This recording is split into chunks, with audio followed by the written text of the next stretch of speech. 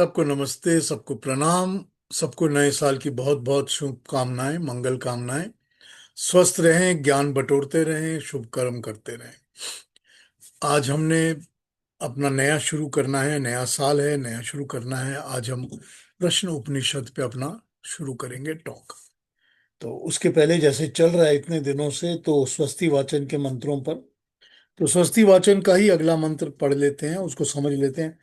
वैसे आज काफी सारे वेद मंत्रों के बात हो जाएगी, क्योंकि इसमें भी होगी और उपनिषद में भी होगी। खैर, चलिए शुरू करते हैं। पहले तो स्वस्ति वाचन का हमने आज 16वां मंत्र करना है, 16th। जो 16वां मंत्र है स्वस्ति वाचन का, ये भी 1063 10 है। ऋग्वेद का 1063 10 मंत्र है ये। इसके भी ऋषि ऋषि वही गया प्लाता है। विश्व देवा इसका देवता है। और इसका छंद जो है वो विराग जगती है। विराट जगती छंद है और निषाद स्वर है। तो वही इसका चल रहा है। आइए इसको पढ़ते हैं और समझते हैं कि क्या कह रहे हैं इस वाले मंत्र के अंदर। 1063 10 ऑफ ऋग्वेद। हम्म। सुमित सूत्रमाणम पृथ्वीं द्यामने हसम सुशर्मणादितिम सुप्रणीतिम दैवीं नावम स्वरित्रामानगसमत्रवन्तिमा रुहेमा स्वस्तये। तो हम तो इतनी देर से स्वस्तये के मंत्र ही देख रहे हैं कि हमारा स्वस्ति, हमारा कल्याण, हमारा अच्छा किसमें हो। इसमें देखते हैं कि ये क्या कह रहे हैं।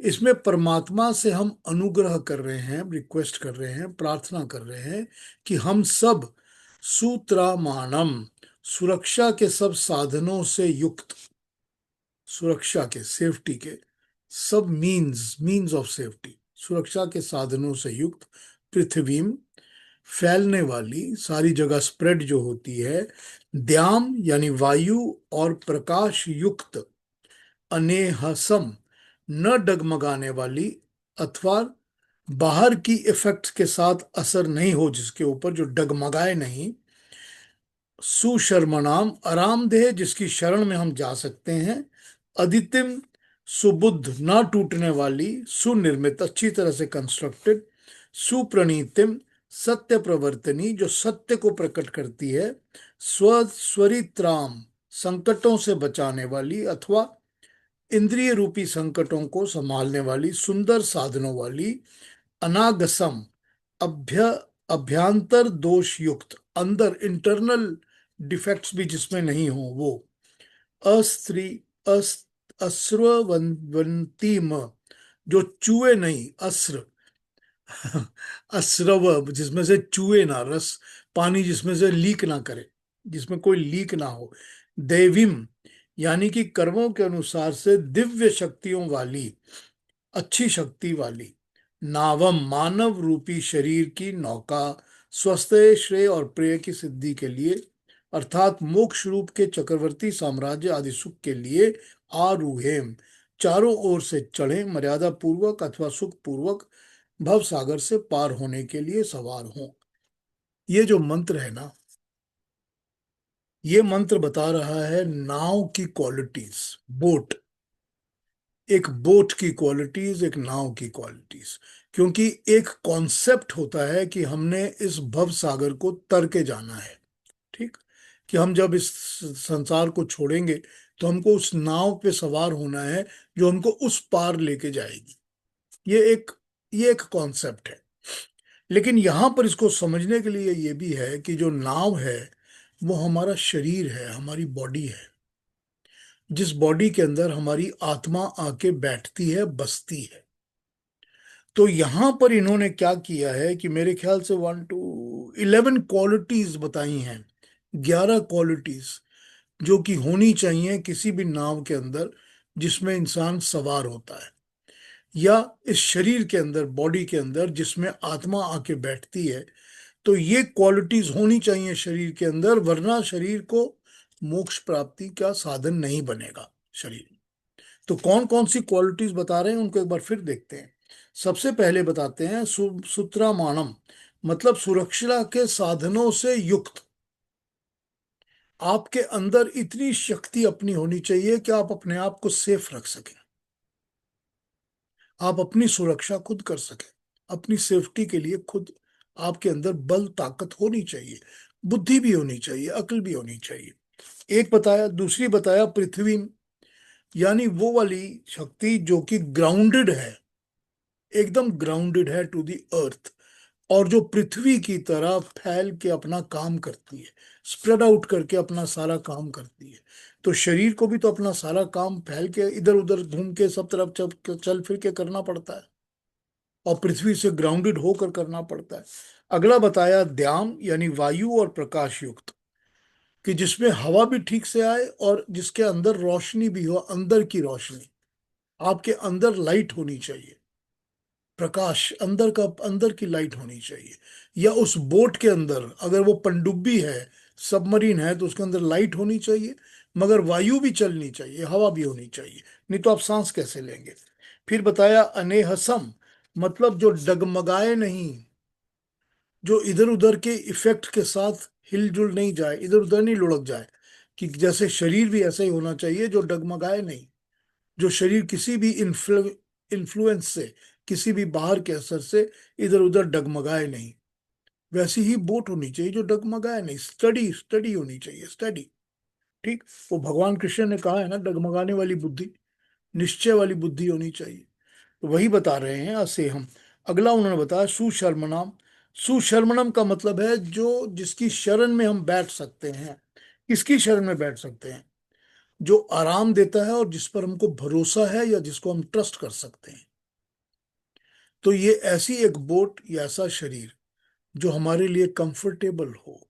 ऐसा नहीं है कि हमारी आत्मा और हमारे शरीर के अंदर ही लड़ाई चल रही है, हम ही एक दूसरे से कंफर्टेबल नहीं है। होता है ऐसा, आपको दिखेंगे ऐसे लोग जो कि अपने अपनी एंटिटी के साथ ही कंफर्टेबल नहीं होते। तो यहाँ आपको ये देखा बताया जा रहा है कि आपको अपने ही एंटिटी से कंफर्टेबल होना है, आरामदेह होना चाहिए आपके, उसकी शरण में जा सकते हो आप, you can depend upon it. अगला क्वालिटी क्या बताई? स्वरी स्व स्वस्त्री स्वस्त्रा स्वस्त्री त्राम, स्वस्त्री त्राम, संकटों से बचाने वाली, मुश्किलों से बचाने वाली, तूफान आएंगे उससे बचाने वाली, प्रॉब्लम्स आएंगी उससे बचाने वाली।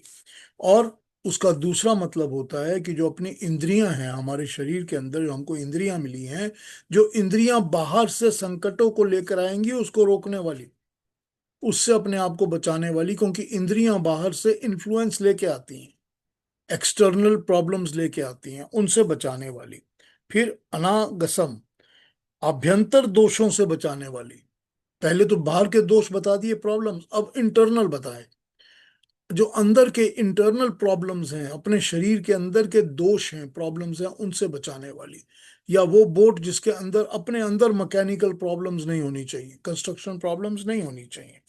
फिर बताया है अस्त्रवन अस्त्रवंतीम, जो चूहे नहीं, अस्त्रवंचीम, जो चूहे नहीं, जिसमें से पानी ना चूहे, जिसमें से आपके शरीर की शक्ति, बॉडी के अंदर की शक्ति चूती ना रहे, बहती नहीं रहे इधर उधर। उसी तरह जैसे कि बोट के अंदर ऐसा छेक नहीं होना चाहिए कि पानी चूता रहे उसके अंदर, ये नहीं होना चाहिए। ठीक। उसके बाद अगला बताया दैवीम, यानी कि जिसके अंदर दिव्यता होनी चाहिए, अच्छे कर्म होने चाहिए, अच्छी चीजें होनी चाहिए, तो दिव्यता अपने आप आएगी। जो देवों से मिलती है वो दिव्यता होती है, जो परमात्मा से मिलते हैं गुण वो दिव्य होते हैं, वो दिव्यता होनी चाहिए। नाव, ये स्वस्ति है, और इस पर हम आरूहें, मतलब आरूढ़ हों, हम चढ़ें, हम ऐसे शरीर में चढ़ें जिसमें ये सारे गुण होने चाहिए। इसकी उन्होंने कंपैरिजन कर ली है नाव के साथ, कि जिस तरह हम किसी नाव में बैठते हैं तो नाव के अंदर कौन से गुण होने चाहिए जिससे कि हमको वो नाव सेफ्टी से पार लगाएगी। यानी कि वो शरीर हमको मिल रहा है जिसमें ये सारे गुण होंगे, तभी तो हम ये सोचेंगे कि हमारी आत्मा, हमारी मीन्स, हमारे साधन, जो हमको मिली हुई है चीजें, उनके थ्रू, उनको यूज करके हम मोक्ष की तरफ जाएंगे, हम इस नाव को पार लगा सकेंगे। पार किसके लगना है? इस दुनिया के, संसार के, इस सृष्टि के पार लगना है ना। तो पार होने के लिए ही तो हमको परमात्मा ने ये शरीर दिया है ना, ये बॉडी दी है। बॉडी दी क्यों है ईश्वर ने? हमको बॉडी दी ही इसीलिए है कि हम अच्छे कर्म करें और इसको हम पार करें, हम इस जन्म मरण के बंधन को पार करें, हम इस भव सागर को अच्छी तरह पार करें। हमको तो दी ही बॉडी इसीलिए है, जिस बॉडी का हम उल्टे सीधे हर तरह का काम करते हैं लेकिन पार लगाने का काम नहीं करते।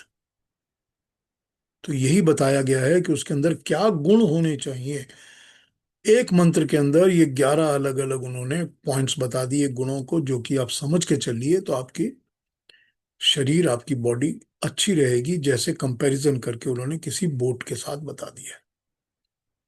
ठीक है। तो ये हमारा स्वस्ति का मंत्र है नंबर 16, कि हमको उस कल्याण के पथ पे लेके चलो कि हमारे अंदर ये सारे गुण हो परमात्मा, ताकि हम आगे बढ़ सके।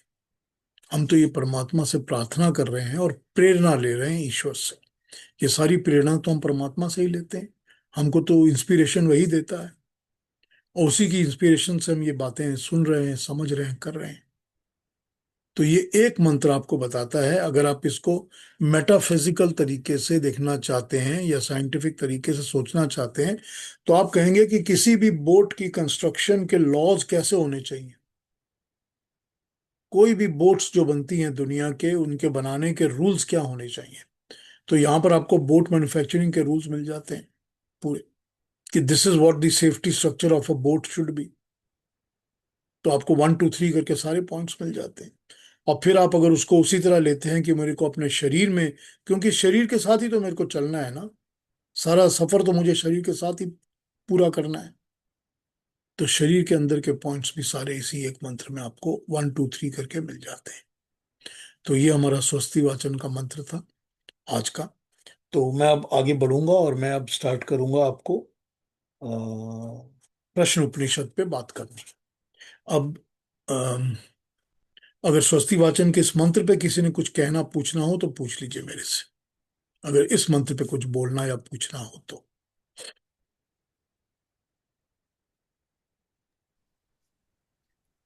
ठीक आप है, आगे बढ़े। वीडियो भेज देंगे ना?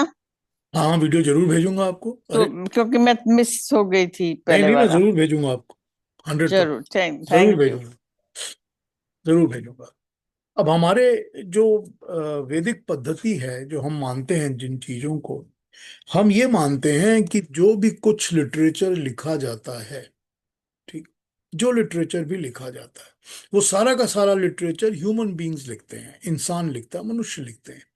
जो बहुत अच्छी हाई क्वालिटी का होता है, हम कहते हैं किसी ऋषि का लिखा हुआ है, या किसी मुनि का लिखा है, या महात्मा का लिखा है, या बहुत अच्छे ज्ञानी मनुष्य का लिखा हुआ है। तो जितने भी लिटरेचर्स लिखे जाते हैं, वो लिटरेचर्स हमारे लिए एक्सेप्टेबल तभी होते हैं जब वो वैदिक वैल्यूज को के स्टैंडर्ड्स पे टिकें,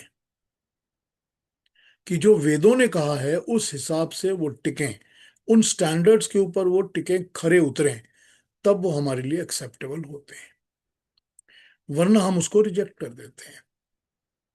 अब इस हिसाब से बहुत सारे उपनिषद, कई कहते हैं 108 उपनिषद लिखे हैं, किसी ने कहा इतने लिखे हैं, उतने लिखे गए, लेकिन हमारे लिए एक्सेप्टेबल उपनिषद सिर्फ 11 हैं। 11 उपनिषद जो हमारे लिए एक्सेप्टेबल हैं। ठीक। वो 11 उपनिषद में पहला उपनिषद स्टार्ट होता है ईश उपनिषद से। जो ईश उपनिषद है उसके अंदर 18 मंत्र हैं टोटल, बस। और उसमें से भी 18 में से भी 17 मंत्र तो यजुर्वेद के 40th चैप्टर के लिए हुए हैं। तो उसने तो पूरा का पूरा यजुर्वेद उठा के रख लिया, मंत्र 40th चैप्टर रख लिया, और उसी को उसने उपनिषद बना के समझाना शुरू कर दिया। ठीक। लेकिन अब होता यह है कि जो बाकी के 10 उपनिषद हैं, वो 10 उपनिषद भी कहीं ना कहीं जो थॉट है, थॉट जो है वो कहीं ना कहीं ईश उपनिषद से बोरो कर लेते हैं। जैसे कि गीता ने भी ईश उपनिषद से बहुत ज्यादा बोरो किया हुआ है, उसी तरह से वो भी बोरो करते हैं और उसी के ऊपर एक्सपेंशन करते हैं। तो जो 11 उपनिषद हमारे को एक्सेप्टेबल होते हैं, कि हम एक्सेप्ट करते हैं कि ये ही उपनिषद हैं, बाकी सब फ्रॉड। तो हम जब बाकी सबको रिजेक्ट कर देते हैं तो ये 11 को एक्सेप्ट करते हैं। अब ये 11 में से 4 या 5 मैं पहले डिस्कस कर चुका हूं। तो आज मैं प्रश्न उपनिषद पे बात करूंगा जो इसी तरह से एक्सेप्टेड है। उसी तरह से हमने 6 दर्शन एक्सेप्ट किए हुए हैं। दर्शन यानी फिलोसफीज, जो कि किसी भी वैदिक समस्या, पॉइंट या इश्यू को प्रूव करने के लिए पूरी की पूरी फिलोसफी लिखी जाती है। अब जैसे योग दर्शन एक दर्शन है, उस तरह से न्याय दर्शन, वैशेषिक दर्शन, सांख्य दर्शन, ये सब दर्शन है। तो ये जो दर्शन भी वही एक्सेप्टेड होते हैं, 6 दर्शन, जो कि वैदिक व्यू पॉइंट को एक्सेप्ट करते हैं या उसको उस पर चलते हैं, मान्य होते हैं, वरना हम उनको एक्सेप्ट नहीं करते। उसी तरह से ब्राह्मण ग्रंथ भी हैं, तो उनको हम उसी तरह से एक्सेप्ट करते हैं। तो ये हमारा फर्स्ट, क्या कहा जाए उसको, एक्सेप्टेंस का व्यू पॉइंट है on what we accept and what we want to study. अब मैंने अपनी जिंदगी में, फॉर मी माई सेल्फ, मैंने अपनी जिंदगी में ये बहुत पहले, आई वुड से कोई 30 साल 35 साल पहले ये डिसाइड कर लिया था कि अब मैंने सिर्फ वही पढ़ना है या वही स्टडी करनी है जो कि अप्रूव्ड एज पर वैदिक स्टैंडर्ड्स है, क्योंकि फिर मुझे भटकने की जरूरत नहीं है इधर उधर। पहले बहुत पढ़ लिया, कई कुछ पढ़ लिया, पहले बहुत पढ़ लिया, इधर उधर का पढ़ लिया, ये भी पढ़ा वो भी पढ़ा, अच्छा लगा, बहुत अच्छा लगा, ज्ञान भी है, सब कुछ ठीक है। बट देन आई डिसाइडेड कि I am going to concentrate only on this one field and that's what I want to gain. ये मेरी पर्सनल चॉइस थी, और उस पर्सनल चॉइस के कारण ही मैंने सारे उपनिषदों को कई बार, दो दो तीन तीन बार पढ़ा, और उसी तरह से दर्शनों को पढ़ा, बहुत डिटेल करके पढ़ा मैंने। तो ये चीज मेरे को, यहां से मैंने इसको फॉलो किया। अब अब मैं आपको आज प्रश्न उपनिषद पे बात शुरू करूंगा। प्रश्न उपनिषद पे मेरे पास एक दो तीन चार तो किताबें पढ़ी हैं जो कि अलग अलग लोगों की लिखी हुई हैं। उनके ट्रांसलेशंस तो मैं आपको पढ़ के सुनाऊंगा ही सुनाऊंगा। इसके अलावा मेरा अपना बनाए हुए नोट्स हैं, ये मेरा है जिसके ऊपर मैंने प्रश्न उपनिषद पे बनाए हुए हैं, ये भी मैं आपको फॉलो करके पढ़ के इसमें से भी बताऊंगा। अब अ, मैंने दिखाया था ये जाके रोजड़ में, सत्यपति जी, मुनि सत्यजित जी को। तो उन्होंने मुझे कहा कि देखिए, छापने को तो हम इसको किताब के रूप में छाप सकते हैं, लेकिन आजकल कोई किताबें ऐसे अब खरीदता नहीं है। उससे अच्छा होगा कि इसको आप ऑनलाइन लोड कर दें, या इसके ट्रांसक्रिप्ट बनाकर आप उसको डिजिटल फॉर्मेट करके उसको लोड कर दीजिए। और मुझे पता नहीं कभी कर सकूंगा कि नहीं कर सकूंगा, I will try, let us see. अब प्रश्न उपनिषद, जो प्रश्न उपनिषद है, ये अथर्व वेद पर आधारित उपनिषद है। ये उपनिषद अथर्व वेद के ऊपर आधारित है। इसके ऋषि का नाम भगवान पिपलाद है, उनका नाम ही भगवान पिपलाद है, ठीक है, उस नाम से उनको जाना जाता है। इस उपनिषद में 6 ज्ञानी जन, जो ब्रह्म परायण भी हैं और ब्रह्म में निष्ठा भी रखते हैं, वे अपने प्रश्न को लेकर भगवान पिपलाद के सम्मुख प्रस्तुत होते हैं। ये 6 प्रश्न ही इस उपनिषद का विषय वस्तु हैं। अब ये 6 ज्ञानी लोग जो कि ब्रह्म परायण हैं, मतलब जिनको परमात्मा में विश्वास है और उसकी तरफ का काफी ज्ञान प्राप्त करते रहते हैं, और ब्रह्म ज्ञानी भी है, निष्ठा भी है, उनमें विश्वास भी है, भरोसा भी रखते हैं, और वो निष्ठा भी है। और यहाँ यही बात हो जाती है कि अगर किसी को कुछ देना या समझाना है तो उसी को समझाओ जो उसके काबिल है, जो पात्र है, जिसमें समझने की योग्यता भी है और क्वालिफिकेशंस भी है। तो इसी से उसकी बात उठती है। अब ये 6 अलग अलग लोग, अलग अलग ज्ञानी लोग पिपलाद के पास आते हैं, ऋषि भगवान पिपलाद के पास आते हैं, और उनके सबका एक एक प्रश्न है, 6 प्रश्न। उन 6 प्रश्नों के ऊपर ही ये 6 प्रश्न उपनिषद बना है, कि पिपलाद ने इनको क्या बताया है और उनके प्रश्न क्या हैं, उसी के ऊपर ये प्रश्न उपनिषद बना है। तो इसमें टोटल 6 क्वेश्चंस ही हैं जो पूछे गए हैं, मगर उनका इलेबोरेट रिप्लाई जो है, वो ऋषि क्या देते हैं, किस तरह अपनी बात समझाते हैं, ये समझने की बात है। ये प्रश्न जो हैं वो ऐसे हैं कि ये सारी प्रजाएं किससे उत्पन्न हुई हैं, मतलब from where the creatures are born, from whence the creatures are born. ये सारे क्रीचर्स, ये सारी चीजें कहाँ से पैदा होती हैं, ये पहला प्रश्न है। ठीक। दूसरा प्रश्न ये है, इस प्रजा चराचर जगत को कितने देवता दिव्य शक्तियां धारण करती हैं और उनमें मुख्य क्या है? On the number of gods involve in creation and who is the best. ठीक है, इस क्रिएशन को पकड़ने के लिए, धारण करने के लिए, बनाए रखने के लिए कौन से ऐसे देवता दिव्य हैं, गॉड्स हैं, कौन है? ये उसका अगला क्वेश्चन है। तीसरा क्वेश्चन है, प्राण की उत्पत्ति स्थान कहाँ है और ये शरीर में किस तरह आता है? On prana and its relevance to the body, कि प्राण का उत्पत्ति स्थान कहाँ है, प्राण कहाँ से आता है, पैदा कहाँ से होता है, और वो शरीर में कैसे आता है। ये इसका तीसरा प्रश्न है। कितना इंटरेस्टिंग प्रश्न है, देखिए। तीसरा प्रश्न।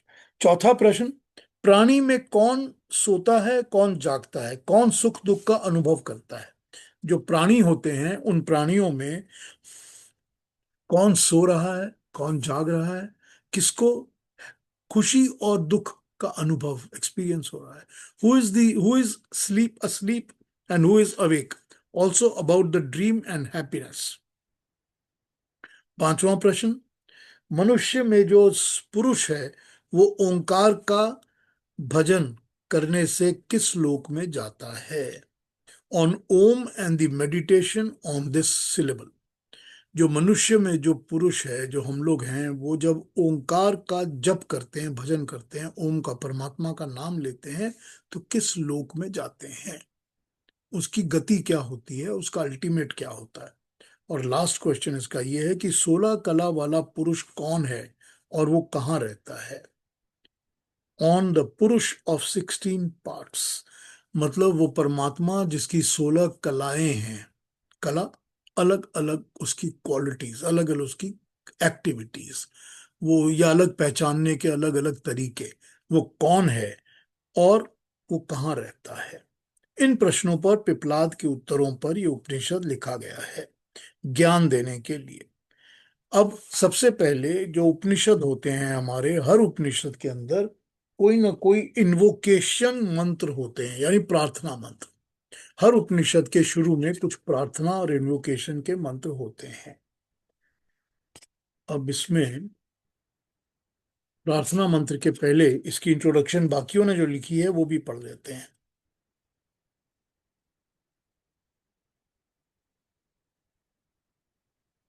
नहीं, ये नहीं, इसमें नहीं है, दूसरे देख क्या है। हम्म,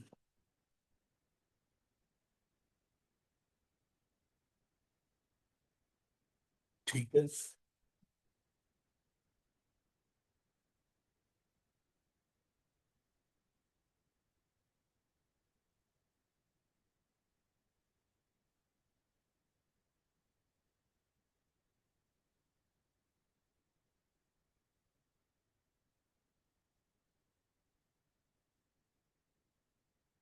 नहीं, ये भी मंत्रों से शुरू हो जाता है। चलिए फिर इसका ये देख लेते हैं, फिर इसमें पढ़ना शुरू करते हैं।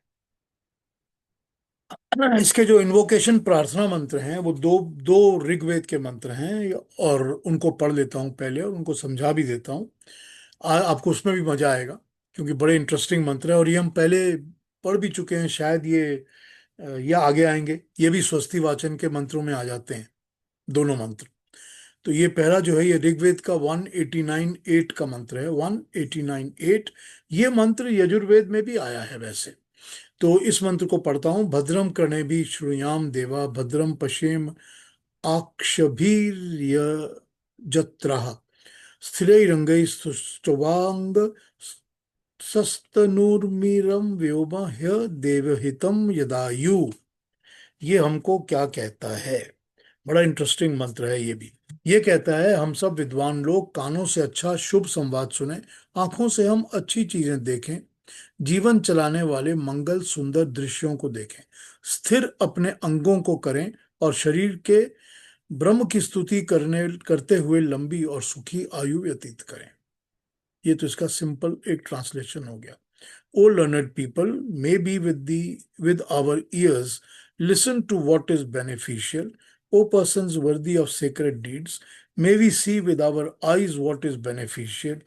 May we engage in your praise the praise of the God Lord, enjoy with firm limbs and sound bodies a full term of life dedicated to God.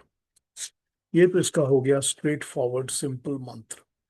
मैं दूसरे इन्वोकेशन मंत्र या प्रार्थना मंत्र पर आने से पहले इस मंत्र को थोड़ा सा आपको और समझाता हूं, आपको मजा आएगा इसको सुन के। इसमें ये यजुर्वेद के 25-29 का भी मंत्र में भी है, ये मंत्र 25th चैप्टर का 29th मंत्र है। ये कहता है आत्मा का सबसे महत्वपूर्ण भोजन शब्द और रूप है। ये जो हमारी आत्मा है ना, सोल, इसका सबसे इंपॉर्टेंट फीड फीड इंफॉर्मेशन के लिए आता है शब्द और रूप से। हम जो सुनते हैं और जो देखते हैं, मोस्ट इंपॉर्टेंट। ठीक है। यह आध्यात्मिक भोजन जितना सात्विक, पवित्र, पौष्टिक, उत्तम होगा, उतनी ही आत्मा भी बलवान, रूपवान, आकर्षक, प्रभावशाली होगी। जैसे कि शरीर में तामसिक, राजसिक भोज्य पदार्थों को डालने से शरीर रोगी, निर्बल, कुरूप, कृश, विकृत, अल्पायु हो जाता है, इसीलिए मंत्र में परमपिता परमात्मा ने निर्देश किया है कि हे मनुष्य, यदि जीवन को दिव्य, भव्य, सुखदायी, दीर्घायु बनाना है तो एक भी शब्द गलत कान में नहीं पड़ना चाहिए जो कि आत्मा को अपवित्र बना सकता है। क्योंकि अगर अलग गलत चीजें कानों में पड़ेंगी या गलत चीजें हम आंखों से देखेंगे तो राग, द्वेष, ईर्ष्या, अभिमान, असत्य, प्रमाद, लोभ, मोह, स्वार्थ, ये सब पैदा होगा। अब ये देखिए कि ये जितनी भावनाएं हैं जो नेगेटिव्स हैं, वो नेगेटिव्स कहाँ से पैदा होते हैं? वो जो नेगेटिव्स हमारी आत्मा के अंदर छाप छोड़ते हैं, उनका मेन सोर्स ऑफ इंफॉर्मेशन या इंप्रेशन शब्द और रूप है। यानी कि जो हम सुनते हैं या हम जो देखते हैं, ये दो चीजें हैं जो हमारी आत्मा पे सबसे ज्यादा इम्पैक्ट करती हैं। आत्मा में जन्म जन्मांतर तक अविद्या के जनित कुसंस्कार पूर्व से सुषुप्त अवस्था में विद्यमान है। उन संस्कारों को ये नए शब्द जागृत कर देते हैं। अब होता यह है कि हमने जब पिछले जन्मों में और उससे पिछले जन्म में और उससे पिछले कई जन्मों में हमने जो चीजें सुनी हैं इन रेफरेंस या देखी हैं, और वो हमारी आत्मा में किसी ना किसी तरह के इम्प्रेशंस डाल के बैठी हैं, तो हम जब इस जन्म में आकर उन टाइप के शब्दों को फिर सुनते हैं या उस सीन को हम दोबारा देखते हैं, तो हमारी आत्मा के अंदर छिपी हुई बैड इंटेंशंस, बुरे संस्कार उभर कर सामने आ जाते हैं। है नहीं एकदम करेक्ट बात? पूरी साइंटिफिक बात है ना एकदम। इसको कोई डिनाई कर ही नहीं सकता, कोई इसको कह ही नहीं सकता कि ये ठीक नहीं है। होता ही यही है। अब चलिए, आपको अगर लगता है कि हम तो पिछले जन्म या उसके पिछले जन्म के बारे में कुछ नहीं जानते, लेकिन इस जन्म के बारे में तो जानते हो कि जब आप स्कूल में थे और स्टूडेंट थे और जब आप यंग लाइफ लीड करते थे और लड़कों छोकरों के साथ घूमते फिरते थे या दोस्तों के साथ, तो जो शब्द यूज करते थे उसमें कुछ वर्ड्स ऐसे हैं जो हम बड़े होने के बाद यूज नहीं करते, लेकिन जब वो कान में पड़ते हैं तो वो पुरानी यादों को ताजा करते हैं, पुराने इमोशंस को ताजा करते हैं, और वो फिर से कुसंस्कार हमारे अंदर आने शुरू हो जाते हैं। तो जो आत्मा के अंदर की चीजें हैं, उनका सबसे बड़ा इम्पैक्ट शब्द और रूप, जो हम देखते हैं आंखों से, वॉट एवर वी सी और वॉट एवर वी हियर, कानों से। तो हमको ये परमात्मा की वाणी कहती है कि तुम इन दो चीजों से बचो। भाषा का ठीक ठीक प्रयोग करना हर चीज की प्रॉब्लम से बचाता है। शास्त्रकारों ने कहा है कि कई बार चुभता हुआ वाक्य जो है वो और भी ज्यादा बुरा होता है और सारी जिंदगी लोग भूलते नहीं है। जो चुभने वाली बातें बोली जाती हैं वो भूलते नहीं है। खैर, यही बात आंखों की है, क्योंकि आंखें भी संसार में सब कुछ देखती हैं, कभी बुरा देखती हैं, कभी अच्छा देखती हैं। वहां से ही हमारे अंदर काम, क्रोध, लोभ, अहंकार, ये सारी चीजें पैदा होनी शुरू हो जाती हैं। तो हे परमात्मा, परमात्मा हमको कहता है कि हे मानवो, अपने कानों से भद्र सुनो और अपनी आंखों से भद्र देखो। ये स्वस्ति का पथ है, ये अच्छे ठीक रहने का पथ है, इसी से तुम्हारी आत्मा स्वस्थ और अच्छी रहेगी। अगला मंत्र देखते हैं, आइए। जो अगला इन्वोकेशन मंत्र है इसका, वो 189:6 है, ऋग्वेद का 189:6। वो कहता है, स्वस्ति न इंद्र विधश्रवा, स्वस्ति न पूषा विश्ववेदा, स्वस्ति न नस्ताक्षरयो अरिष्ट नेमि, स्वस्ति नो बृहस्पतिर दधातु। ये भी स्वस्ति वाचन का मंत्र है। ये आगे हमारे पास आएगा जब हम स्वस्ति के मंत्रों को करेंगे। ये शायद 29 या कितना मंत्र में आएगा, ये हम पढ़ेंगे वहां पर। ये कहता है, महान कीर्तिमान इंद्र परमात्मा हमारा कल्याण करें, सबका पालन करने वाले और सबको जानने वाला हमारा कल्याण करें। क्लेशों को वज्र से नाश करने वाला वो परमात्मा हमारा कल्याण करे, और वो ज्ञान का स्वामी भी हमें ज्ञान दे। May the widely respected, the resplendent God guard our welfare. May the all-knowing, nourishing guard our welfare. May the creator of the cyclic universe ceaselessly guard our welfare. May the sovereign protector with unblemished weapons guard us for our prosperity. ये हम परमात्मा से request और प्रार्थना कर रहे हैं कि हे परमात्मा, वो जो कि कीर्तिमान इंद्र है वो हमारा कल्याण करे। वो जो कि सबका कल्याण करने वाला परमात्मा है वो भी हमारा कल्याण करे। जो सब क्लेशों को वज्रों से नष्ट कर देता है, जो हमारे अंदर दुख प्रॉब्लम्स, हमारे अंदर जो बुरी चीजें होती हैं, बुरी आदतें होती हैं, उनको वो वेपन की तरह मार के तोड़ देता है, नष्ट कर देता है, वो हमारा कल्याण करे। और वो ज्ञान का स्वामी हमको ज्ञान दे, हमको ज्ञान प्रदान करे। अब यहाँ पर मजे की बात तो ये है कि यह है तो स्वस्ति वचन, और हम इसको फिर भी दोबारा जब स्वस्ति पर आएंगे तब डील करेंगे। मजे की बात ये है कि वो परमात्मा जो है वो हमारी जो दुष्ट भावनाएं होती हैं, हमारे जो क्लेश होते हैं, हमारे अंदर जितनी भी बुरी बातें, बुरी आदतें, बुरी चीजें होती हैं, उन चीजों को वो परमात्मा अपने वज्र के साथ, यानी अपने वेपन के साथ, अपने अस्त्र के साथ नष्ट कर देता है। ठीक है ना? तो वो परमात्मा हमारा कल्याण करे। जब वो हमारी बुराइयों को नष्ट करेगा तभी तो हमारा कल्याण होगा ना।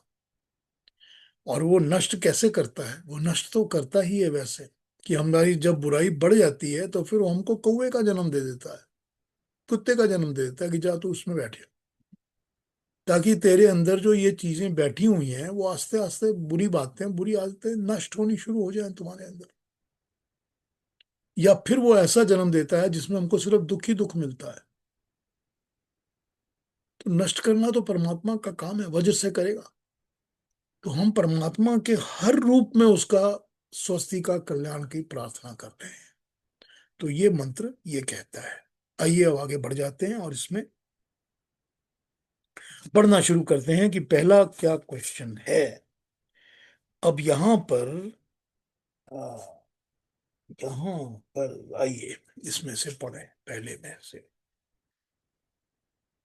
ये आपको बता देता हूँ कि जो पहली ये किताब है ये महात्मा नारायण स्वामी का लिखा हुआ एकादशोपनिषद है। ये महात्मा नारायण स्वामी का है, इसमें से पढ़ के सुनाऊंगा आपको।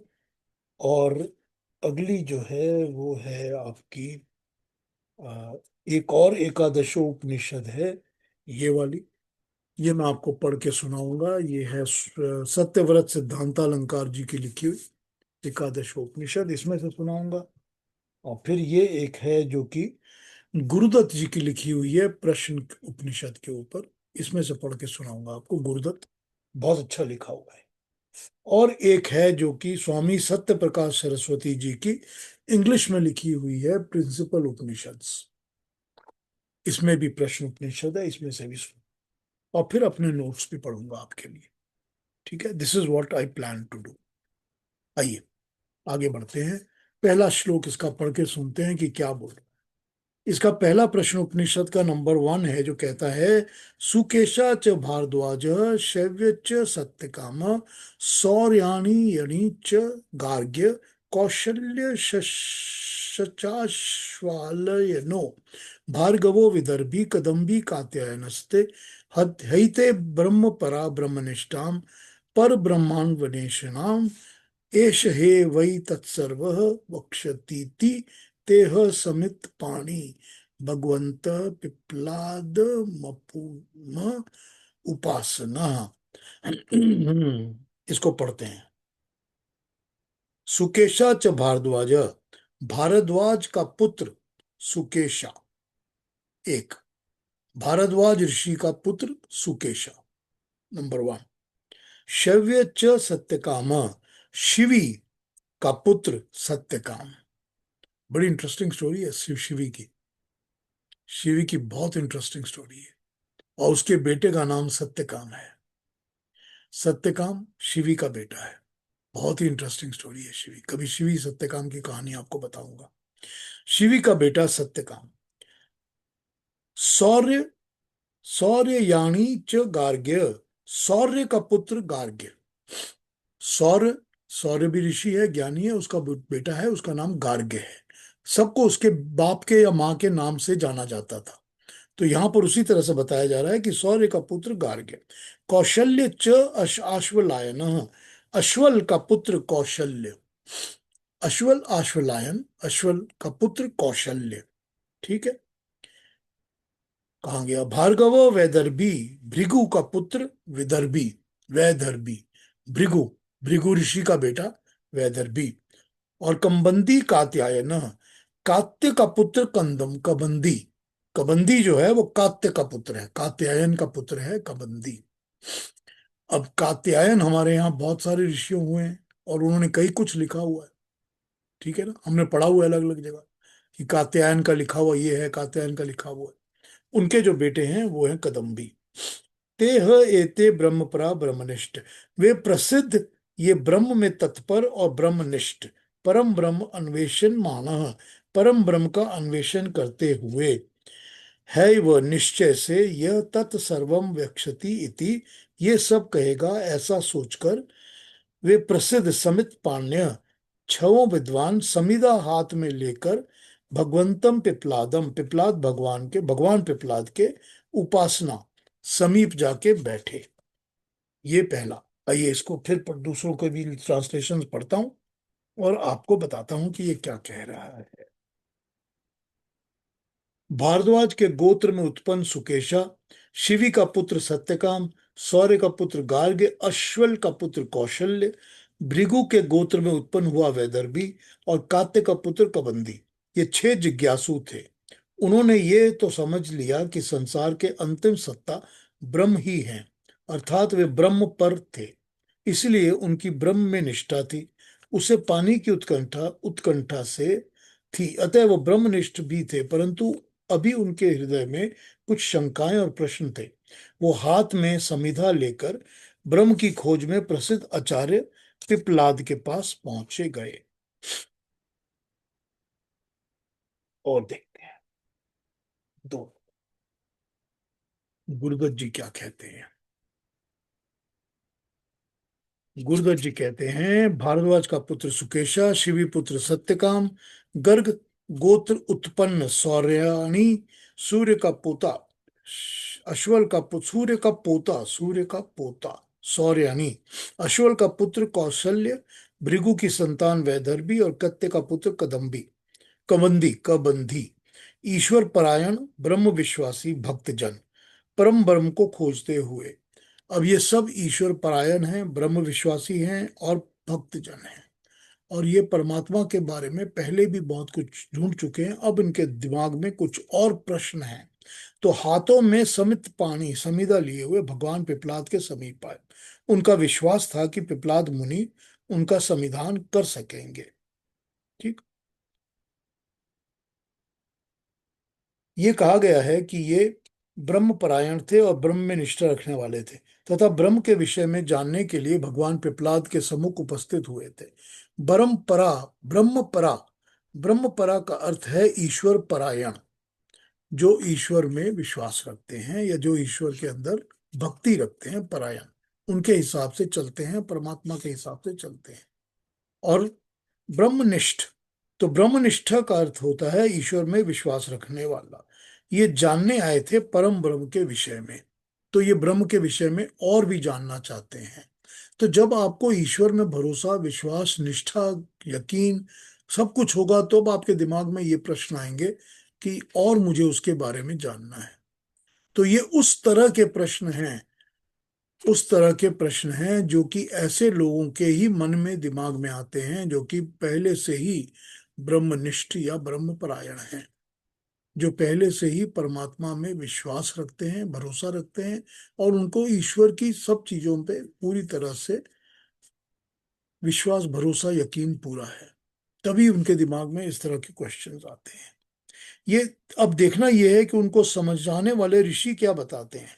ये कहा गया था कि हाथ में समीधा लिए हुए, भाष्यकारों ने इसका अर्थ किया है कि हवन में अग्नि प्रज्वलित करने के लिए समिधा अर्थात लकड़ियां लेकर आए हैं। हम समझते हैं कि समिधा का अर्थ होता है जो यज्ञ की अग्नि से संयुक्त होकर उस अग्नि को तीव्र करे। समिधा क्या होती है बताइए। समिधा होती हैं वो लकड़ियां जो कि हम हवन में या यज्ञ में डालते हैं, जिससे कि आग जलती है। तो हम हाथ में समिधा लेकर आए हैं ताकि हम यज्ञ में अपना योगदान दे सकें, कि जो यज्ञ होने वाला है उसके अंदर हम देना चाहते हैं, तो हमारे हाथ में भी समिधा है। तो हम समिधा लेकर आए हैं अपनी तरफ से, कि ये हमारी तरफ से कंट्रीब्यूशन है कि ये हवन में दी जाए। ठीक। अतः समिधा का अभिप्राय होगा कि किसी भी काम के लिए उसको अधिक तीव्र करने के लिए जो भी कुछ किया जाए। जिज्ञासु ज्ञानार्जन करने आए थे, इसका कारण यज्ञ था, ज्ञान यज्ञ। इसका अभिप्राय यह है कि शिष्य स्वयं भी विद्वान थे और होने वाले ज्ञान में अपना सहयोग भी देने आए थे। तो यहां पर जो यज्ञ हो रहा है वो तो ज्ञान यज्ञ है ना। उस ज्ञान यज्ञ में ही तो अपना उन्होंने जो भी देना है ना। तब समिधा का अर्थ होगा विद्वान अपने ज्ञान को बगल में दबाए उससे कुछ अधिक जानने के लिए आए थे। वे अपने ज्ञान यज्ञ को और अधिक तीव्र करने के लिए आए हैं। ये इनकी ट्रांसलेशन। ठीक है।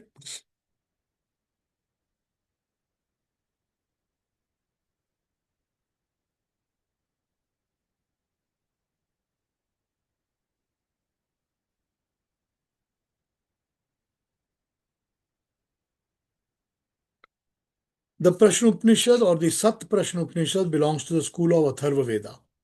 With the help of great preceptor Piplad, the six inquisitive pupils got instructed on six fundamental questions.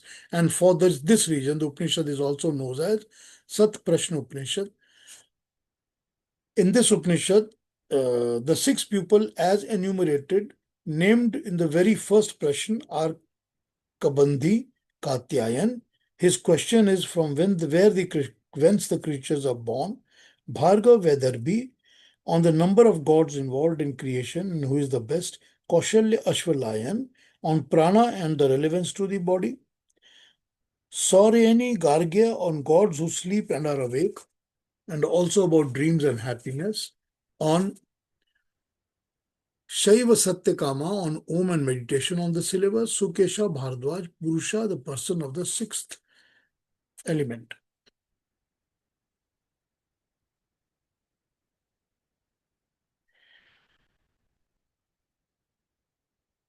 All the six who are interested in the metaphysical inquiry were devoted to Brahma or Ishwar. As to the nature of Brahma, as the relevance to the God or the Creator, and as the means of realizing the highest Brahman, they had been told that the Venerable Piplad would be their best perceptor on all the topics. Hence, therefore, they became Samit Pani. They brought what is required to be offered in their hand and proceeded to meet him.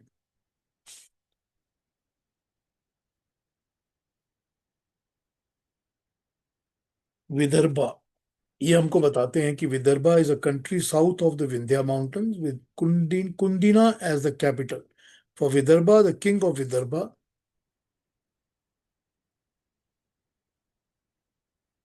और इसका अगला मंत्र बाद में देखते हैं, पहले अपनी ट्रांसलेशन भी पढ़ के सुना. अब जो मेरे नोट्स हैं उसको मैं पढ़ रहा हूँ आपके लिए. ये छह विद्वान ब्रह्म के तत्पर और ब्रह्म में निष्ठा रखने वाले परम ब्रह्म का अन्वेषण करते हेतु ही सोच करके निश्चय से ही समाधान मिलेगा, ये सोच के वो साथ हाथ में समिधा लेके भगवान पिपलाद के समीप आए। अब यहाँ पर ये बहुत इंपॉर्टेंट हो जाता है कि हमको ये समझ में आना चाहिए कि let us understand the level on which प्रश्न उपनिषद काम करने वाला है, क्योंकि ये इंट्रोडक्शन में उन्होंने उसका लेवल हमको बता दिया है। तो लेवल में उन्होंने ये बताया है कि ऐसे 6 लोग जो कि खुद ज्ञानी हैं, जो ईश्वर के बारे में या ब्रह्म के बारे में या परमात्मा के बारे में ज्ञान भी रखते हैं, निष्ठा भी रखते हैं और उसको परायण भी हैं, मतलब मत पर उनके हिसाब से चलने वाले, जो परमात्मा चाहता है उसी तरह से वो अपनी जिंदगी बिताते हैं जैसा कि परमात्मा ने कहा है, और उसके बारे में वो हमेशा ही ज्ञान पाते रहते हैं। वो ये सोच कर आए हैं कि हमको और भी हमारी इंक्वायरीज के बारे में भगवान पिपलाद ऋषि बताएंगे। तो ये लेवल है प्रश्न उपनिषद का, पूछने वालों का ये लेवल है। तो ये समझ कर हमको आगे बढ़ना है कि ये प्रश्न उपनिषद इस लेवल पे काम करेगा, इस लेवल पे क्वेश्चन पूछे जाएंगे। तो जब इन लोगों के दिमाग में क्वेश्चंस आते हैं और ये आद के ऋषि के पास रहते हैं, पूछते हैं, इसका मतलब है उनको ये लगता है कि भगवान पिपलाद जो हैं वो इन सब बातों का जवाब दे सकेंगे और हमको कुछ ज्ञान की वृद्धि होगी और भी ज्ञान मिलेगा, बिकॉज हमारे अंदर जो क्वेश्चंस हैं, डाउट्स हैं, वो क्लैरिफाई हो जाएंगे। ठीक, आगे पढ़ता हूं। ये है इन 6 विद्वानों जो पहले से ही ब्रह्मपरायण और ब्रह्मनिष्ठ हैं, और उन्होंने जो भी इस ज्ञान को पाने के लिए यज्ञ कर्म में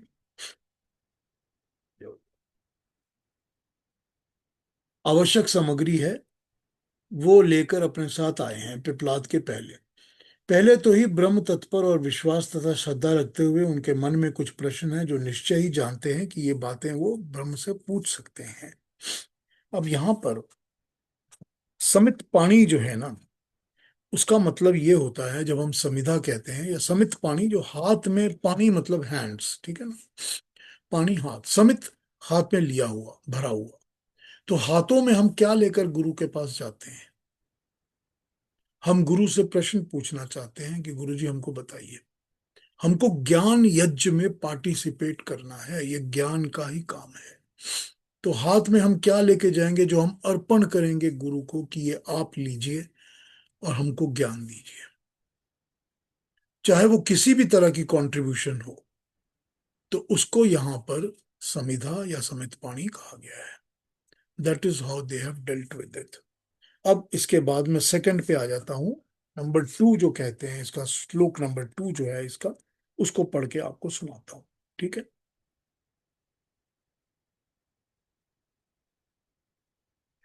नंबर 2।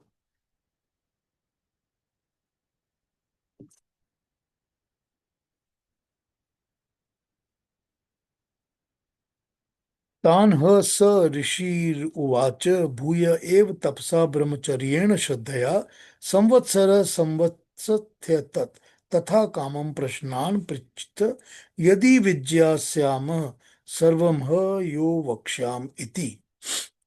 उनको प्रसिद्ध वह ऋषि बोला, फिर भी तप और ब्रह्मचर्य और श्रद्धा से 1 वर्ष तक यहाँ रहो। जैसी रुचि होगी प्रश्नों को पूछो, जो हम जानते होंगे वो हम स्पष्ट भाव में तुम्हारे लिए बताएंगे। 3 बातें यहाँ पर प्रश्न रूप में बता दी गई हैं। नंबर वन, जिज्ञासु श्रद्धा के साथ आचार्य की सेवा में जिज्ञासा की पूर्ति के लिए समित पानी होकर जाता है। समित पानी का अर्थ है हाथ में यज्ञ के लिए समिधा लेकर जाना। भाव इसका यह है कि जिज्ञासु को आचार्य के प्रति अपनी श्रद्धा क्रियात्मक रूप से प्रकट करनी चाहिए। सबसे पहली बात यह है कि जो भी कुछ पूछता है, जिसको ज्ञान चाहिए, उसको अपने गुरु की तरफ जो श्रद्धा है वो एक्ट करके प्रॉपर तरीके से शो करनी चाहिए, क्रियात्मक रूप से, एक्शंस, एक्शन करते हुए, कर्म करते हुए।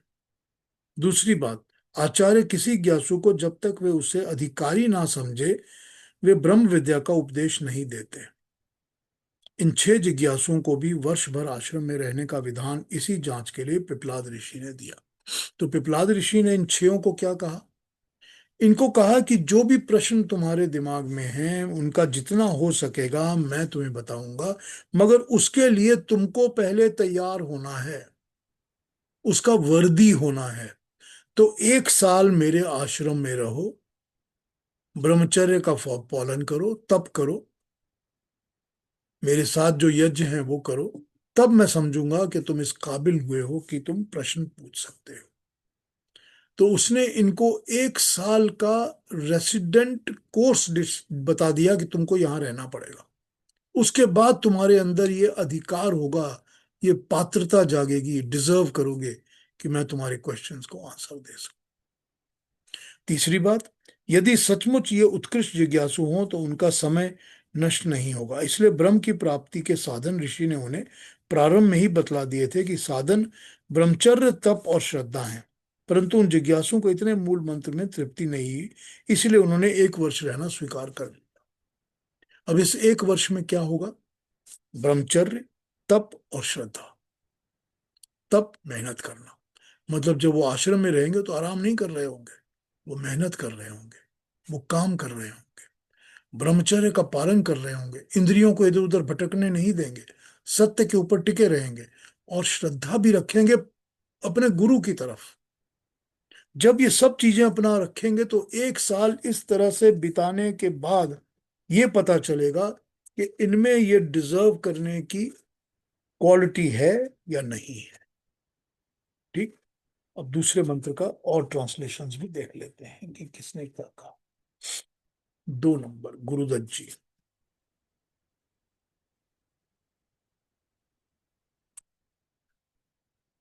पिपलाद मुनि ने कहा कि 1 वर्ष और अधिक श्रद्धा तथा तप और ब्रह्मचर्य का पालन करते हुए मेरे पास रहो।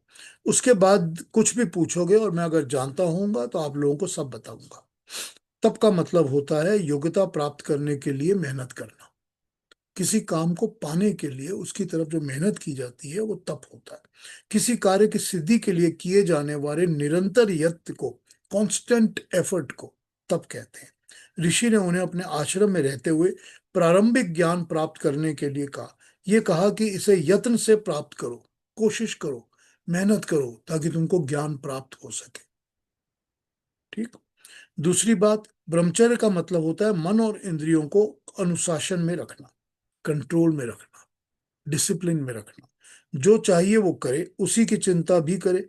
जो नहीं चाहिए और जो प्रवृत्ति नहीं करे, मन और इंद्रियों को अपने अनुशासन में रखना। जो नहीं करना है वो नहीं करना है, इस डिसिप्लिन को फॉलो करना। श्रद्धा का अभिप्राय ये समझना चाहिए कि जिज्ञासु 1 वर्ष तक ऋषि के आश्रम में रह के ऋषि के विषय में भली भांति जान लें और उसके कथन पर श्रद्धा करें। तो अगर आप अपने गुरु को अच्छी तरह नहीं जानोगे, नहीं समझोगे, तो फिर श्रद्धा किसकी करो, किसकी श्रद्धा करो?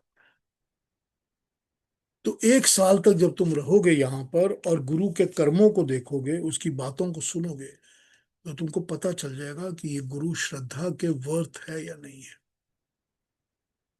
हो सकता है कि वो जो भी पूछने आए हैं वो उसके पैर ही भाग जाए, या हो सकता है कि गुरु को लगे कि ये वर्दी नहीं है तो नांग निकाल के बाहर फेंक दे उनको।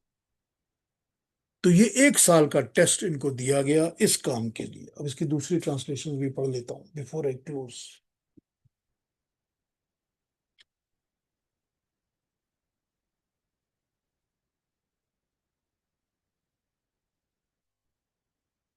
उन्हें पिपलाद ऋषि ने कहा कि तुम लोग तपस्वी तो हो, किंतु 1 साल तक तप, ब्रह्मचर्य और श्रद्धा पूर्वक मेरे समीप निवास करो, मेरे आश्रम में निवास करो। उसके बाद अपनी अपनी इच्छा के अनुसार प्रश्न पूछ लेना, जो भी जानता हूं बता दूंगा। इसके नोट सुनिए। शरीर की साधना का नाम तप है, मन की साधना का नाम ब्रह्मचर्य है। जो शरीर का डिसिप्लिन है वो तप है, और जो मन का डिसिप्लिन है वो ब्रह्मचर्य है। मन या तो संकल्प विकल्प में उलझा रहता है, और या इनसे निकलकर किसी सत्य निश्चय निश्चय तक पहुंच जाता है। संकल्प विकल्प में से तर्क की उलझन में से निकलकर सत्य की खोज के लिए डट जाने को श्रद्धा कहते हैं।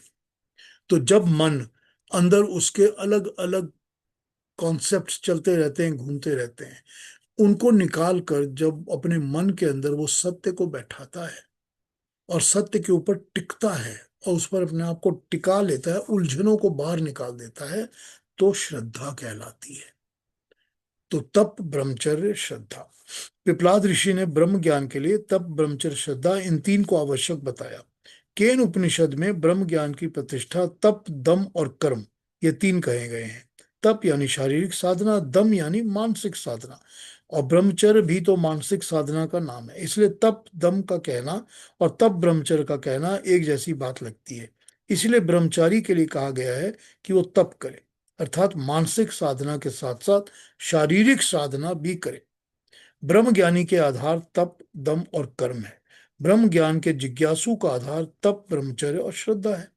जिज्ञासु श्रद्धा को लेकर आता है। ब्रह्म ज्ञानी को श्रद्धा की आवश्यकता हो ना हो, वो कर्म करने लगता है। श्रद्धा की परिणति कर्म में होती है। जो श्रद्धा होती है उसकी परिणति कर्म में होती है, उसकी कल्मिनेशन, उसका अल्टीमेट कर्म में होता है।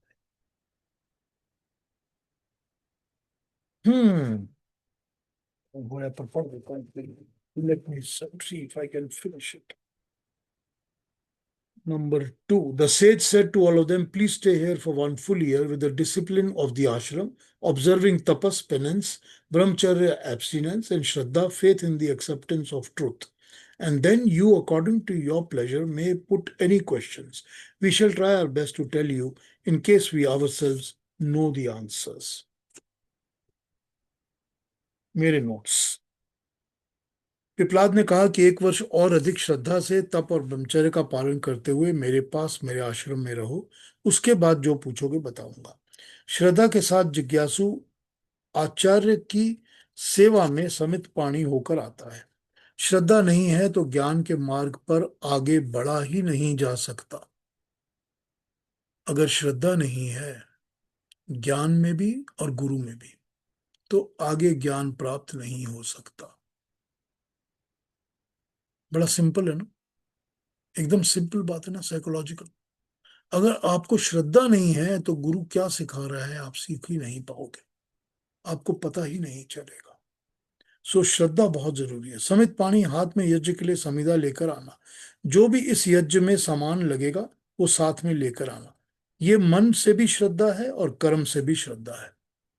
तो यही श्रद्धा हो गई ना, कर्म करते हुए, यही कर्म की श्रद्धा है। दूसरी बात, जब तक जिज्ञासु तैयार नहीं होता, ज्ञान पाने का पात्र नहीं बनता, आचार्य उसे ज्ञान नहीं देते। यहाँ पर पिपलाद ने 1 साल तक आश्रम में रहने का विधान बताया, ताकि ज्ञान देने से पहले वे पूरी तरह से तैयार पात्र बन सकें। और इस 1 वर्ष में ब्रह्मचर्य, तप और श्रद्धा का पालन, अनुशासन करना, ये उनका रजीम है, उनका तरीका है रेगुलेट करने का। किसी भी कार्य की सिद्धि के लिए किसे जानने वाला निरंतर यत्न तप कहलाता है। कार्य सिद्धि के लिए जो जान मनुष्य होता है, वो जब निरंतर मेहनत करता है तो तप होता है। मन और इंद्रियों का अनुशासन रखना ब्रह्मचर्य होता है। प्रवृत्ति और चिंतन भी ब्रह्म के मार्ग में ही लगा रहना चाहिए। और जब तक 1 वर्ष तक आश्रम में रहकर शिष्य आचार्य से बातें करता सुनता है, तो उसे आचार्य की बातों पर पूरी तरह को समझने का योग्य हो जाता है, भरोसा और विश्वास हो जाता है। शरीर की साधन तप है, मन का साधन ब्रह्मचर्य है, और इनके साथ साथ काम करने से जो उलझने साफ होकर सत्य के मार्ग सामने खुलेगा, वो श्रद्धा की ओर ले जाएगा। कोई भी ज्ञान इन 3 डिसिप्लिन्स के बिना प्राप्त नहीं हो सकता। कोई भी ज्ञान दुनिया का, ये 3 डिसिप्लिन ऑफ सत्तप, ब्रह्मचर्य और श्रद्धा, इसके बिना कोई ज्ञान प्राप्त नहीं होता दुनिया में। तो इस ज्ञान को प्राप्त करने के लिए ऋषि ने उनको कहा, 1 साल मेरे आश्रम में रहो, इन चीजों का पालन करो आश्रम में, और उसके बाद जो प्रश्न पूछोगे उसका मैं उत्तर दूंगा, तब तुम डिजर्विंग कैंडिडेट बन जाओगे। तो ये पहले 2 श्लोक हमारे प्रश्न उपनिषद के और इंट्रोडक्शन टू दी प्रश्न उपनिषद। अब अगर बहुत मुश्किल लगा हो तो बोलिए, फिर मैं दोबारा भी समझा सकता हूँ। अगर समझ में आ गया हो तो ठीक है। कोई क्वेश्चंस दिमाग में आ गए हो तो पूछ लीजिए। मैं, अगर आप चाहोगे तो कल क्वेश्चंस को फिर भी आंसर करूंगा और भी डिटेल में समझाऊंगा। पर अगर कोई भी क्वेश्चंस हैं दिमाग में जो आप पूछना चाहते हैं, जो अब तक बताया मैंने प्रश्नोपनिषद के बारे में, अभी तो हम मेन प्रश्नों पर आए ही नहीं हैं। अभी तो हमने सिर्फ इंट्रो की है, तो इसमें भी कुछ समझना हो तो मुझसे पूछ लीजिए। ये पीयूष जी, ये हाँ कल ही मैंने, आपने बताया ना प्रश्न उपनिषद शुरू करना है, तो ये कल ही मैंने ये पढ़ा है। ओके। ओके, बहुत अच्छा। कौन सी किताब है ये? अ, ये पीयूष शर्मा, मैंने दी है? उपनिषद प्रकाश। ओ, ये मैंने दी हुई है आपको? हाँ हाँ अच्छा, ये भी सत्य प्रकाश उनकी ही है, सत्यव्रत जी की? हाँ हाँ हाँ हाँ। ठीक है। तो ये मैंने कल पढ़ना शुरू कर दिया प्रश्न उपनिषद, तो आज बहुत अच्छा लगा ये सुन के। ठीक समझ आया? हाँ ठीक से, अब और अच्छा समझ आ गया। पढ़े के हिसाब से ठीक लगा, बिल्कुल जो पढ़ा? हाँ बिल्कुल बिल्कुल। हाँ, अलका जी। हाँ जी। अलका जी आप म्यूटेड हैं। हाँ, आप म्यूटेड हैं अलका जी।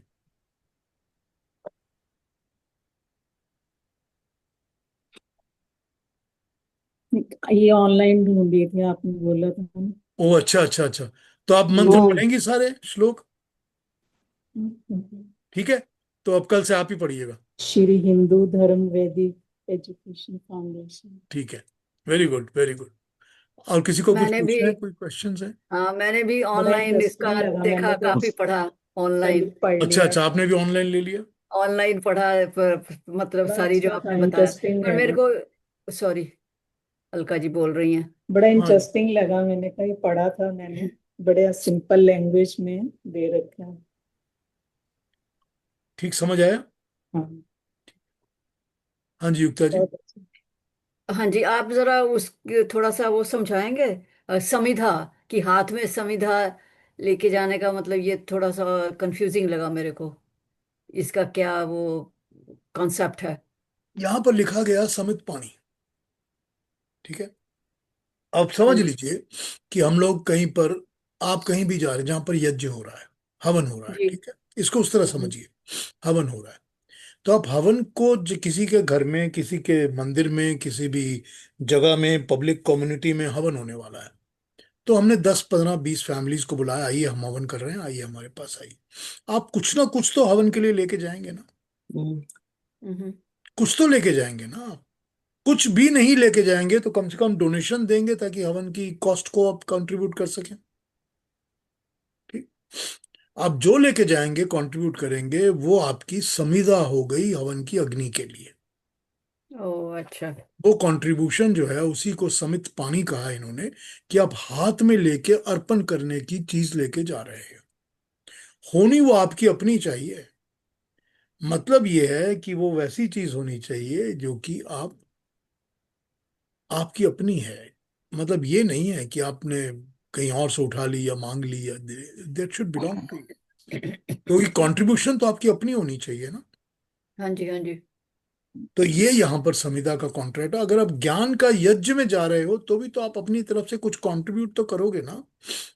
तो यहाँ पर कंट्रीब्यूशन देखिए, पहली तो ये है कि ये ब्रह्मनिष्ठ भी हैं, ब्रह्मपरायण भी हैं। करेक्ट। इनको ज्ञान चाहिए परमात्मा का, मगर ये ऑलरेडी ज्ञानी हैं, एक लेवल तक पहुंचे हुए हैं। उसके बाद भी हाथ में अपने अर्पण करने के लिए संविदा लेके जा रहे हैं कि हमको ज्ञान यज्ञ पूरा करना है। ये मतलब होता है इसका। Thank you. ठीक है ना? हाँ जी, और कोई कुछ पूछेंगे या कहें? पीयूष जी, मैंने पहले भी कहीं सुना है कि लोग जब जाते थे हवन में, आश्रम में हवन होता था तब समिधा लेके जाते थे। घी लेके जाते थे, समिधा लेके जाते थे, समिधा पानी लेके लेके जाते जाते थे, थे जी। हमेशा। नमस्ते नमस्ते पीयूष जी, नमस्ते हाँ जी, एवरीवन। सीता जी नमस्ते। जी जी, my apologies that I joined a bit late. For almost 2 3 years I've been wanting to read about Upanishads because I have absolutely no idea. मैंने आपसे भी request की थी. I'm so happy that I woke up in the morning and then I I don't know, I had a very pleasant feeling जब log in किया late. Very mechanically I logged in because Saturday 9 o'clock I log in. And you started talking about Upanishads. भोगी That I think तैयार I करो। think my year is going to be very good. That's how I look at it. Thank you Sita ji, Thank you very much. Thank बहुत साल से, actually it's not today or yesterday. Almost 2 3 years I've been wanting to, but I I couldn't get myself to doing it. Probably the lack of discipline or something, but I couldn't do it. And I'm so glad that you started. Thank तो you, thank you कुछ तो सीखेंगे ना, I'm कुछ तो happy. सीखेंगे. I'm happy. Thank you so much. और ये बात रही घी ले जाने की. आज भी विलेजेस में ये प्रथा है, और जब भी मंदिर जाते हैं वो तेल लेके जाते हैं, तिल का तेल. यस, तिल का तेल लेके जाते आज भी लेके जाते हैं. हाँ, तो खाली हाथ यू डोंट टेक फ्रूट्स और मतलब फ्रूट्स और फ्लावर्स और समथिंग. तो दे नॉर्मली टेक तिल ऑयल. तो खाली हाथ नहीं जाना है, इसलिए खाली हाथ नहीं इट जाते, रिमाइंड्स मी ऑफ. हम लोग जाते नहीं खाली हाथ कभी भी. हाँ, so I can relate it to what you said. Yes, thank you thank you once again. Thank you. हाँ जी, और कोई? नमस्ते पीयूष जी। हाँ महेश जी, नमस्ते, बताइए. सेकंड श्लोक पे एक छोटा सा क्वेश्चन था कि उसमें यदि विज्ञास्याम बताया पिपलाद जी ने, तो वॉज इट उनकी दीनता दिखा रहे थे कि यदि हमको पता है, या फिर वो एक तरह का टेस्ट था कि नहीं नहीं you नहीं still नहीं doubt? नहीं नहीं नहीं महेश जी, अभी तक तो उन्होंने क्वेश्चन ही नहीं दे सुने. उन्होंने ओ, क्वेश्चन तो सुना ही नहीं अभी तक. हाँ हाँ हाँ हाँ. उसके पहले ही उन्होंने कहा कि नहीं, क्वेश्चन सुनने के पहले आप लोग 1 साल मेरे यहाँ रहिए, हम्म, और 1 साल रहने के बाद आपके जो भी क्वेश्चन होंगे, जितना मुझे पता मैं बताऊंगा. हम्म, वो तो ये कह नहीं सकते कि I know everything in the world. Hmm. ठीक है ना, वो तो ऋषि है ना, कैसे ऐसी बात बोलेंगे. हाँ, फिर उनको जो सब्जेक्ट है या उनको जितना ज्ञान है उसके बारे में आप लोग मुझसे जो पूछेंगे मैं बताऊंगा, क्योंकि अभी तक तो उन्होंने क्वेश्चन सुने ही नहीं है. ठीक है. Thank you. हाँ जी, और कोई कुछ पूछेंगे, कहेंगे? आपने हमको सुना दिए प्रश्न.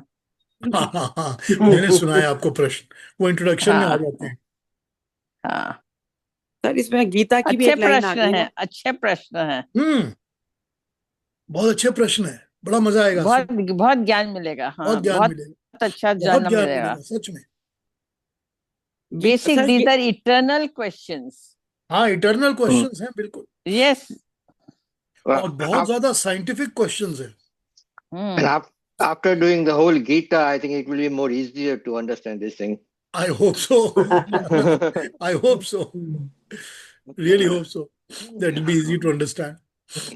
सर गीता में भी ये लाइन, मैं ये गीता में होप भी ये करता हूँ लाइन कि आती हमारी है ना. अंडरस्टैंडिंग का लेवल थोड़ा बेटर हो गया है, तो हम लोग इन चीजों को समझ सकेंगे. क्या बोल रही है वीना जी?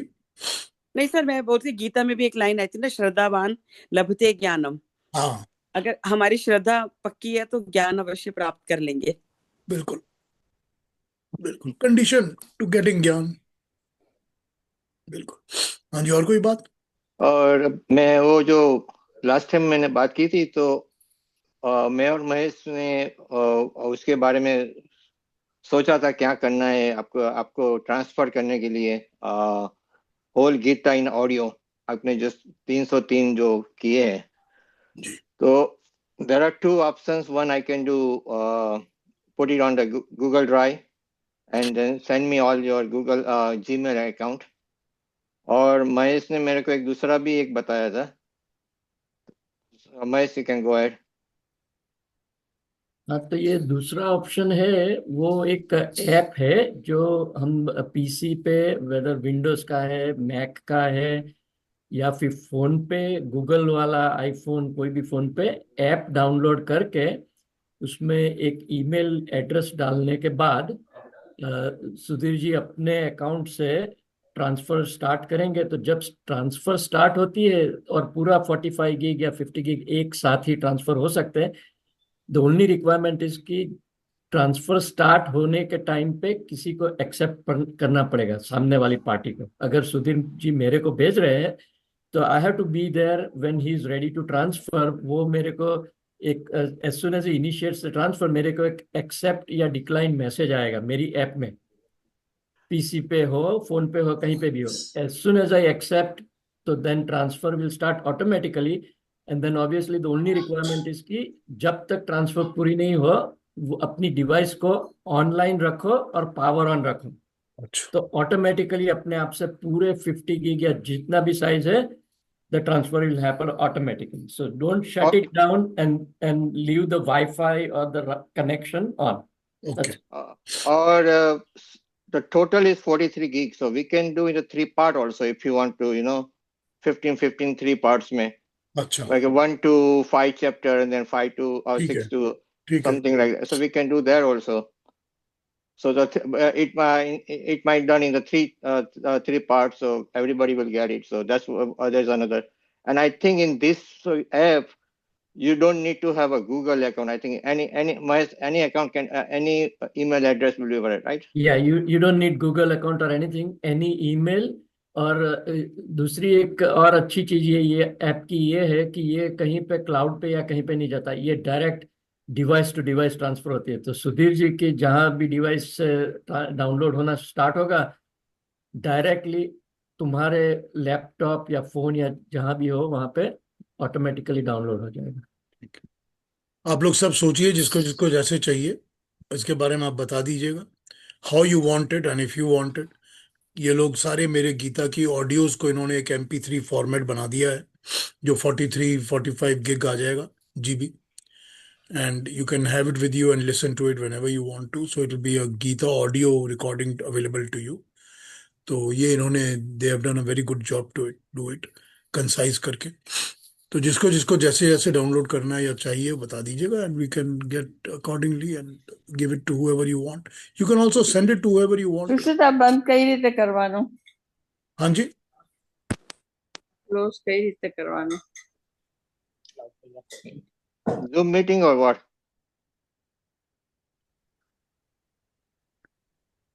ठीक है, पता कर लेते हैं. Let everybody think what they want. They तो can get back to us. Piyush ji and Sudhir ji, one more thing I wanted to add कि ये ऐप है वो कम्प्लीटली फ्री है, and the good thing is कि एक बार अपनी डिवाइस पे ऐप डाल दी तो किसी और को भी आप सामने वाली व्यक्ति को भी बता सकते हैं कि आप भी ये वो सेम ऐप डाउनलोड कर दें, तो उनको भी आप जितना भी भेजना हो फ्री भेज सकते हो, सेम तरीके से जैसे सुधीर जी आपको भेज रहे हैं। पर इसमें ये चीज होती है कि कंप्यूटर पे आपकी इतनी जगह होनी चाहिए 45 जगह GB होनी चाहिए। Yeah, 45 GB के लिए. 45 gig. जगह होनी Even if you are putting in a phone also, you need 45 gigs. या 45 गिग होनी चाहिए. मीन्स बेसिकली कंप्यूटर पे अच्छा रहेगा। मीन्स मैंने तो फोन सारी फोन में भी डाल दिया, बट न्यू आईफोन इज 256 नहीं gigs, तो so एक उसमें अपने एक स्टिक ले लेते हैं, स्टिक में लोड कर लेंगे, है ना? yeah, we can do that. External stick stick पे ये कर सकते हैं. चलिए सोचिएगा इस पर do we किसको कैसे करना है. do we क्या बोल not रही हैं have it ज्योति आप? do we not have it on YouTube also? या we have it YouTube. We have it और on यूट्यूब में वो क्या MP4 है, और आपको ढूंढने पड़ेगी सारी, ये तो चैप्टर वाइज किया हुआ है सारी, और आपको अगर सुनना है कि भाई बाद में चैप्टर का ये अगर दिमाग में आया तो you just go to the 12th chapter, do this thing, you will able to. ये एक धारावाहिक चैप्टर वाइज है ना, जो आप बैठ के घर में कभी भी चला के सुन सकते हो, या आपको कोई रेफरेंस ढूंढनी है कि इस चैप्टर में कहाँ है उस चैप्टर, वो ढूंढ सकते हो. क्योंकि अब मैंने सुना था कि केतु जी सारे पहले वो करते थे, क्या कहते हैं, you are putting the writing the things also, right? So it will be easier for if you want to just make as a reference, और सुननी हो तो अगर वापस. Yeah, I have some notes with me, little bit, whenever we are here to participate, so. Yes. ठीक है, कल मिलते हैं. We'll carry on with our प्रश्न उपनिषद, and इस पर सब सोचिए, जिसको जैसा करना हो, जो चाहिए वो देखिएगा उस पर. और प्रभा जी, अच्छा है कि आपके पास है एक किताब. हाँ, ये तो मेरे को मैंने बहुत अच्छा लगा आज. नहीं तो मैंने उसी को भी पढ़ लेना था, 5वीं को भी. आपके पास है तो अच्छा, आपको पता नहीं था? रेफरेंस दे दीजिएगा, मुझको पता था आपके पास है वो किताब. हाँ हाँ हाँ. कोई बात नहीं, दैट्स ओके. चलिए कल मिलते हैं फिर. अब वो नमस्ते. इसके बाद ही मिलेगी आपको. ठीक है, कोई बात नहीं, कोई बात नहीं. सबको प्रणाम. कल मिलते हैं. चलिए अपना ख्याल रखिए, एंड विल नमस्ते. टुमारो. Okay, thank you.